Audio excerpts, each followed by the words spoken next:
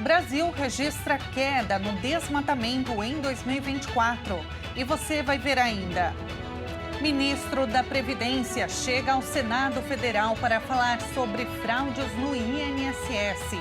E ainda, fortes chuvas castigam Recife, matam 2 pessoas e aulas são suspensas. Essas e outras notícias você confere agora no Redação Hit. Olá, quinta-feira, dia 15 de maio de 2025. Muito bom dia para você que decidiu ficar bem informado conosco. Agora são 11h30. Seja muito bem-vindo ao Redação Hit, edição manhã. Nós estamos ao vivo e chegamos agora com as principais notícias. O desmatamento caiu em todos os biomas brasileiros em 2024, de acordo com dados divulgados hoje pelo MAP Biomas. Apesar da boa notícia, a Mata Atlântica foi a exceção e se manteve estável em relação a 2023. O balanço é uma boa notícia para o governo do presidente Lula, que se comprometeu a erradicar o desmatamento ilegal até 2030.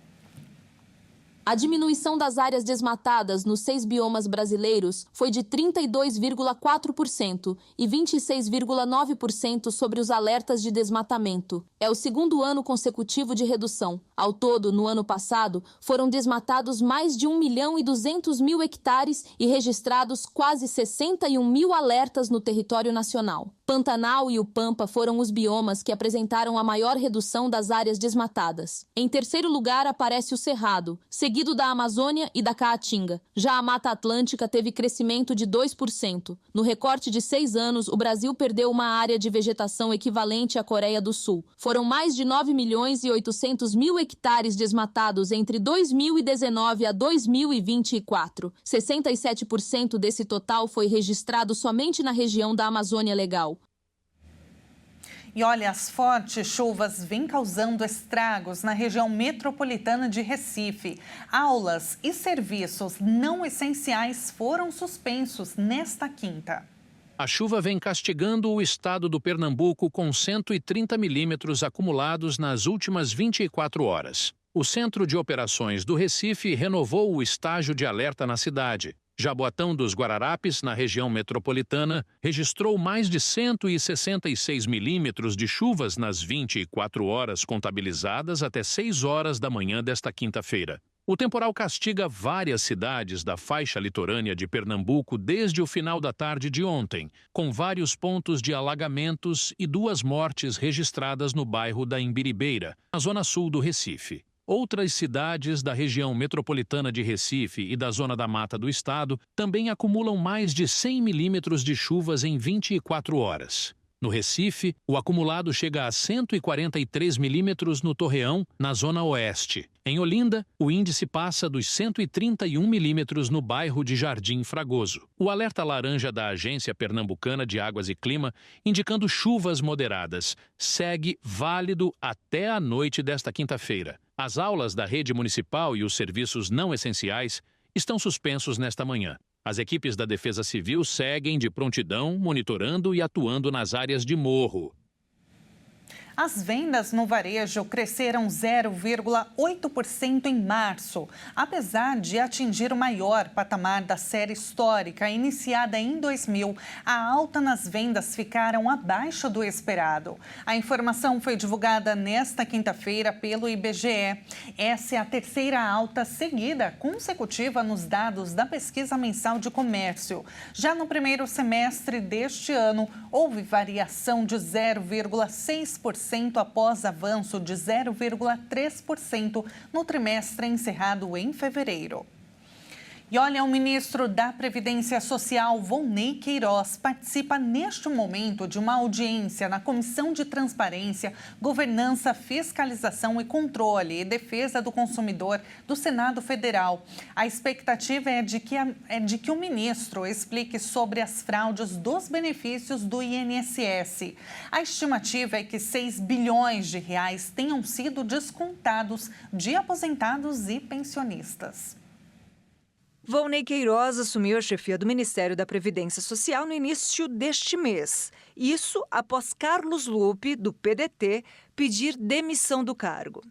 Quando era secretário executivo, Volney Queiroz se reuniu com membros de uma das entidades investigadas por fraudes no INSS, a Confederação Nacional dos Trabalhadores na Agricultura. Os senadores de oposição, Sérgio Moro, do União, Dr. Irã, do PP, Eduardo Girão, do Novo e Marcos Rogério, do PL, apontam que Volney e Lupe foram alertados em junho de 2023 pela conselheira Tônia Galetti, do Conselho Nacional do INSS, sobre os descontos irregulares. Nada foi feito. A estimativa é que 9 milhões de brasileiros devam ter sido fraudados. A informação mais recente é de que em 2020, na gestão do governo anterior de Jair Bolsonaro, um servidor que trabalhava na direção central do Instituto teria detectado um aumento anormal no número de associações da Conafer. Ele denunciou o esquema ilegal à Polícia Federal. A Polícia Federal chegou a abrir uma investigação, mas o caso foi encerrado no ano passado, sem nenhum indiciamento. Esse é o motivo do convite para esclarecimentos no Senado Federal. Os parlamentares esperam detalhes sobre as políticas adotadas pelo Ministério no acompanhamento dos casos e na prestação de contas e de informações à população. Com os presidentes da Câmara dos Deputados e do Senado Federal, Hugo Mota, do Republicanos, e Davi Alcolumbre, do União, em viagens internacionais, a maioria das sessões acontecem de forma remota. O Congresso Nacional está vazio.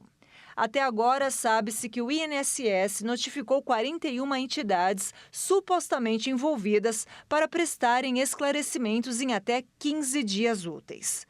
A oposição ao governo do presidente Luiz Inácio Lula da Silva pediu a criação de uma comissão parlamentar mista de inquérito para investigar o caso.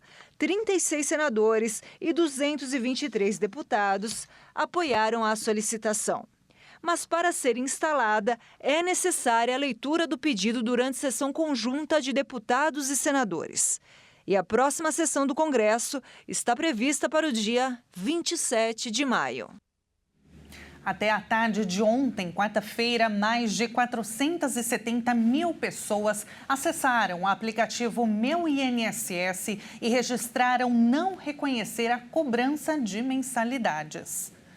E o Supremo Tribunal Federal condenou por unanimidade a deputada federal Carla Zambelli, do PL de São Paulo, a 10 anos de prisão e a perda de mandato.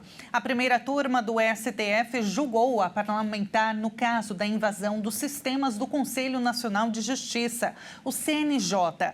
Os ministros também condenaram o hacker Walter Delgatti a 8 anos de prisão, responsável pelos ataques. Ambos vão responder pelos crimes de falsidade ideológica e invasão de dispositivo informativo. Além da prisão, eles ainda terão de pagar uma multa, de forma conjunta, aliás, uma indenização de R$2 milhões. Segundo a denúncia feita pela Procuradoria-Geral da República, Zambelli tem papel principal na invasão dos sistemas e foi a autora intelectual do caso. A acusação apontou ainda que entre agosto de 2022 e janeiro de 2023, Delgatti invadiu os sistemas por diversas vezes e adulterou dados, mandados de prisão e até alvarás de soltura. Em nota, a defesa diz que Zambelli foi julgada e condenada sem provas incontestáveis e duvidosas e ainda cabe recurso. E olha, a Alesp, a Assembleia Legislativa de São Paulo, aprovou um aumento de 5% no salário do governador Tarcísio de Freitas, que vai passar a receber mais de R$36 mil mensais. A Alesp, a Assembleia Legislativa de São Paulo, aprovou um aumento de 5% do salário do governador do estado, Tarcísio de Freitas, do Republicanos. De R$ 34.500, o governador passará a receber R$ 36.300 mensais. A partir de junho, segundo o relator deputado Carlos César, do PL vice-governador, secretários e deputados estaduais também vão passar a ganhar mais. Mas, enquanto isso, o salário mínimo paulista passou a ser de R$ 1.804. A decisão gerou críticas, inclusive entre seus aliados, que consideraram os aumentos insuficientes para diversas categorias, como auditores fiscais, engenheiros, oficiais da Polícia Militar e delegados de polícia. Com o reajuste do teto do funcionalismo público, o impacto financeiro será de R$18 milhões mensais e 230 milhões anuais, estima a Alesp. Para 2025, considerando a partir de junho, o impacto projetado é de R$144 milhões. E veja a seguir, especialista analisa papel do Brasil nas negociações de paz entre Rússia e Ucrânia. E antes do intervalo, vamos ver como está o tempo na cidade de Penaforte, no Ceará. 27 graus neste momento e a mínima é de 20 graus. Nós voltamos já.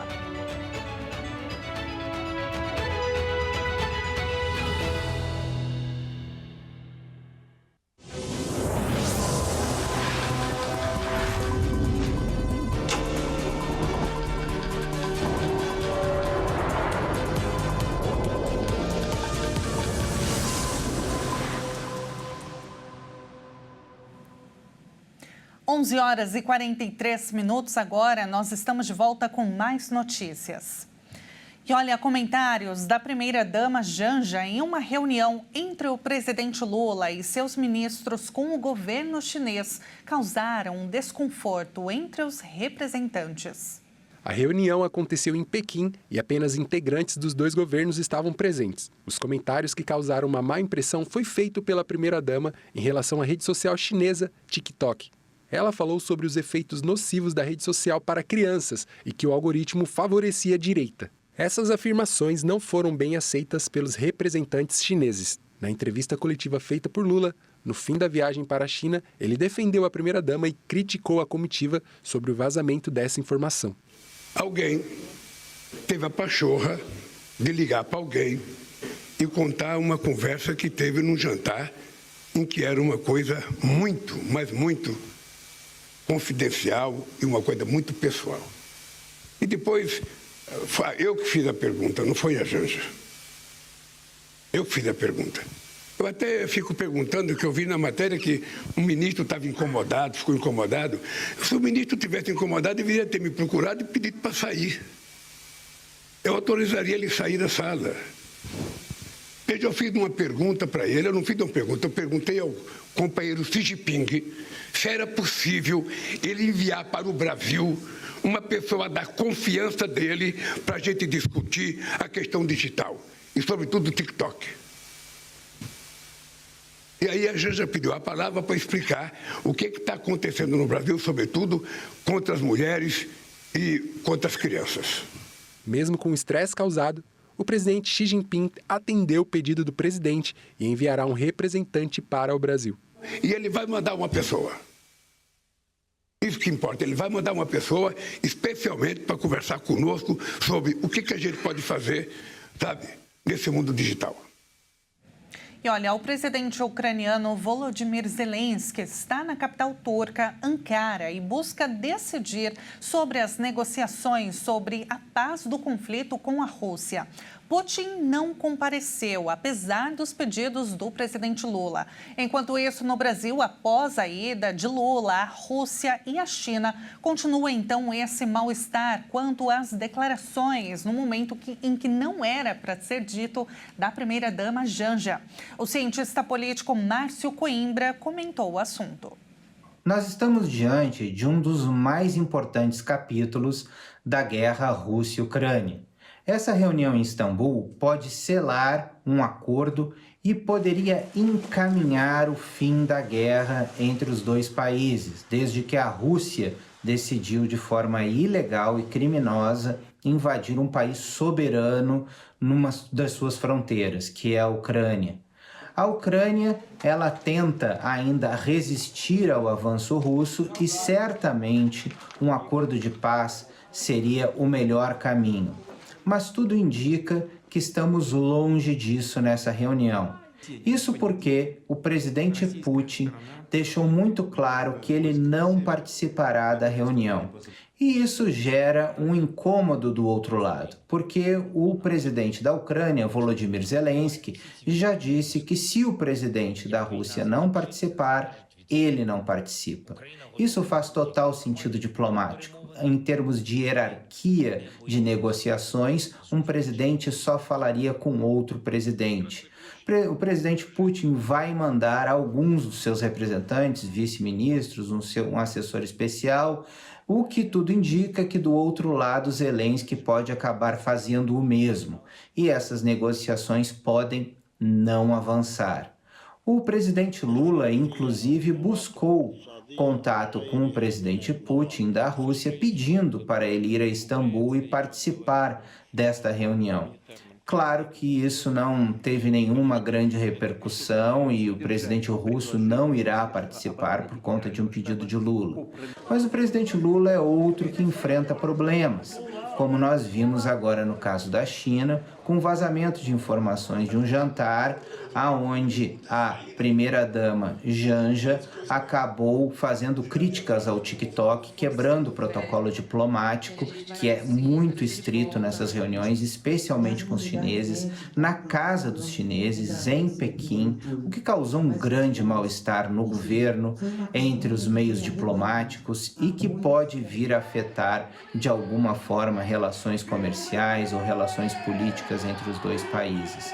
O presidente Lula ficou extremamente irritado com o vazamento de informações e agora começou uma busca no Palácio do Planalto para saber quem vazou essas informações, qual foi o ministro que vazou, uma vez que ministros do seu governo estavam presentes, assim como um deputado, Elmar Nascimento, e o presidente do Senado, Davi Alcolumbre.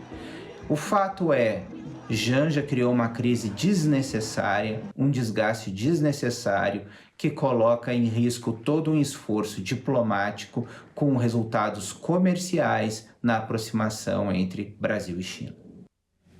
Em viagem ao Catar, Donald Trump concedeu um discurso em uma base militar americana e falou sobre a possibilidade de buscar um terceiro mandato na presidência, o que não é permitido pela Constituição.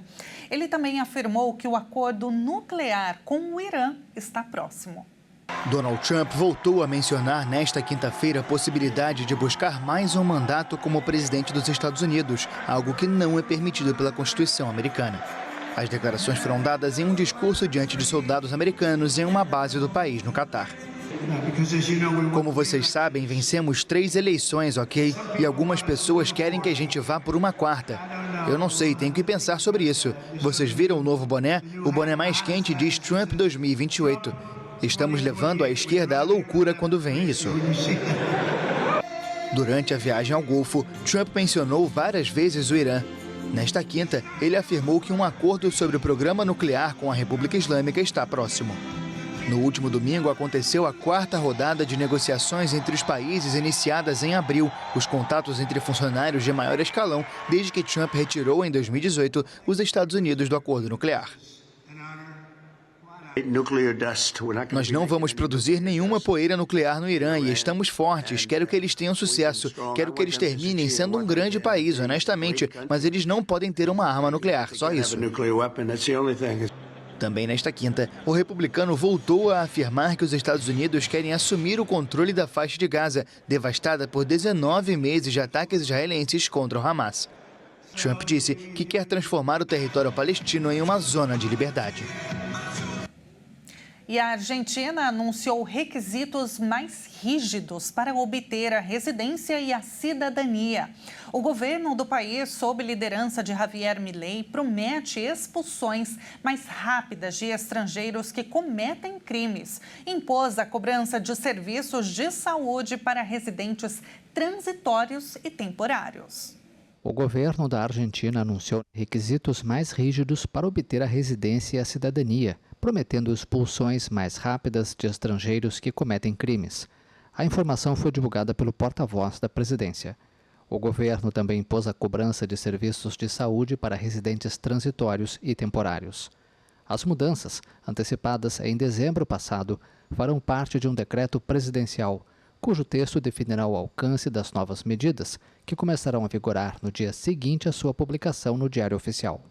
Entre as novas medidas, será imposta aos estrangeiros a obrigatoriedade de contar com um seguro de saúde para ter autorizada a sua entrada na Argentina.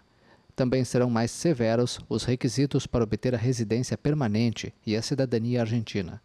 só será concedida a quem residir de forma contínua por 2 anos no país, sem abandonar o território nacional. O porta-voz presidencial Manuel Ardoni disse que o governo vai habilitar as universidades nacionais a cobrarem por seus serviços para estrangeiros, se assim desejarem, respeitando a autonomia universitária. Na Argentina, a educação pública é gratuita, assim como o atendimento de saúde na ampla rede de hospitais provinciais e nacionais. Segundo dados oficiais de 2022, os estrangeiros representam apenas 4,1% dos estudantes universitários no país. O Tribunal de Justiça do Estado de São Paulo derrubou a proibição da Prefeitura sobre o serviço de mototáxi na capital. Com isso, os aplicativos de mobilidade estão autorizados a oferecerem um serviço de moto a partir desta quinta-feira.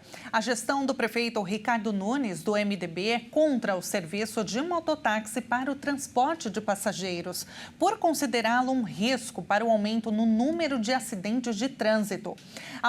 A modalidade, aliás, havia sido suspensa pela Justiça em janeiro e, em caso de descumprimento, as empresas seriam multadas diariamente em R$1 milhão.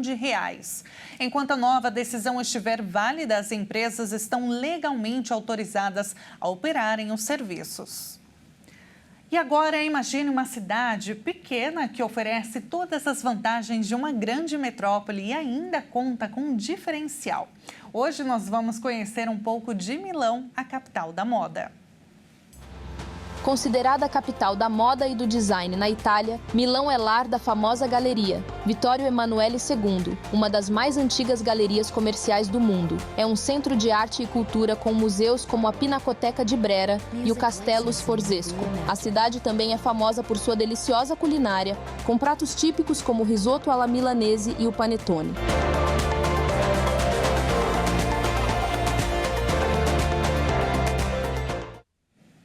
E vamos agora, então, com uma câmera ao vivo de Milão, dessa cidade tão linda italiana, olhando, olha só que lindo do alto, no fuso horário, lá são 16 horas e 54 minutos, 5 horas à nossa frente. E você está vendo a imagem à vista do bairro de Porta Nova. É conhecido como um bairro futurístico de Milão, viu? É também um importante distrito comercial da cidade, com vários arranha-céus, como a gente percebe pelas imagens, residências e parques. Uma curiosidade sobre Milão é que ela é lar da famosa Ópera La Scala, um dos teatros de ópera mais renomados e conhecidos do mundo.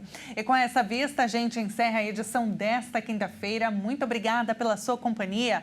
Um excelente dia para você. A gente se encontra novamente amanhã. Até mais.